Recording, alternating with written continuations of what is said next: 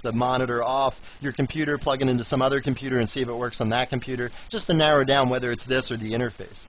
If you narrow down the fact that it must be the interface, then you basically have to get that fixed or replace your video card. Keyboards and mice, peripherals, they're highly standardized. Pretty much all those will work with Linux. There's not too many problems you can run into there. If the mouse or the keyboard just stops working and you plug it into some other computer, it doesn't work there anymore, you basically just replace the device. They're so cheap nowadays. You can't really replace the cables on them because the cables are usually just integrated right into the mouse or the keyboard itself. So it's just a matter of replacing the whole device, which is not a big costly endeavor. And then there's parallel ports. Again, parallel ports are right on the motherboard themselves nowadays.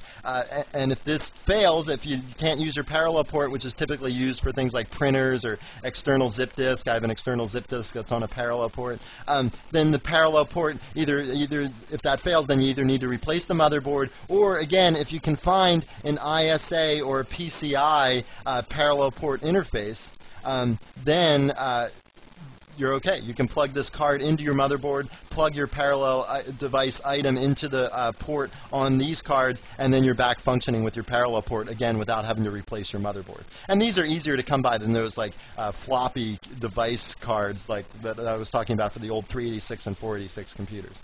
And then there's a new interface out there called IEEE 1394, more commonly known as Firewire. This is typically currently an add-on to Linux. Nobody has this built into their motherboard yet. But don't be surprised if in the future they're built into motherboards, because it's becoming an increasingly popular device because it's so fast. It's just unbelievably fast interface. And who knows, it could replace SCSI, and who knows what it's going to replace eventually. But for right now, it's currently just an add-on for Linux. Before we wrap up, I just want to talk a little bit about Linux and laptops. Basically, if you're buying a laptop with the intent of running Linux on it, you should really consult one of these websites before you do that, just so that you can see what laptops have had Linux successfully installed on them, which ones are more of a hassle, that kind of stuff. Linux-laptop.net is one site here, and linux.org/hardware is the other site. And they're both have a bunch of information about running Linux on laptops. They have user accounts of installing Linux. Usually the biggest issue with getting Linux to run on a laptop is just the display. Because these displays on laptops are these liquid crystal displays, and they're just very sensitive and temperamental. They want a particular refresh rate. They want a certain resolution they run in really well, and other resolutions they don't run in so well. So you just have to be careful.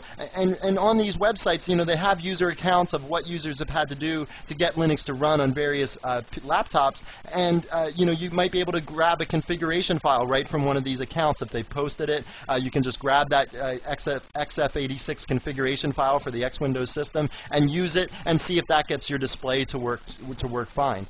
It's better, trying to do that than, experimenting, especially if you're a novice, just experimenting through all the possibilities of the configuration settings. That can get old really fast. So that's a good resource to check through there to see if somebody's already done it on the particular brand of laptop you bought, or if you haven't bought it yet, you can see which ones have sort of the least amount of work to get Linux working on them. And laptops just have a lot of little issues with them. The modems on laptops, a lot of those, if they're software modems, you're going to have to make sure that you can find drivers for those modems if you're going to use the laptop with a modem. A lot of laptops, high-end laptops, have Ethernet cards nowadays. So again, you have to make sure that that particular Ethernet card is supported by Linux. It's just a lot of little issues, and you should just check through here before you even buy a laptop if you intend to run Linux on it, because it'll just make your life a lot easier. You won't have to experiment as much and spend as much time setting it up, and you'll just get to use it pretty much right away. Well, it's time to wrap up our second nugget on hardware issues. In this one, we really concentrated on troubleshooting hardware problems. At first, we talked about IDE and EIDE and ATA devices, and we talked about how you can string them together and some of the issues involved with stringing them together. And then we talked about SCSI devices, some of the advantages of SCSI, and we also talked about some of the issues that people run into there with SCSI ID numbering and chaining SCSI devices together and the termination problem there. And that's just, it seems that always comes up when people are chaining SCSI devices together. Then we talked a little bit about peripherals, the various interfaces that are out there, what they're for, and then finally at the end we talked briefly about laptops and Linux. Well, guess what? Well, that's all, folks. That's it. Our video series on Linux is over. And whether you just want to run Linux on your home computer or you want to be the system administrator at a large Linux installation, I sincerely hope that this video series has gotten you on the way to fulfilling your goals, and I really thank you for watching.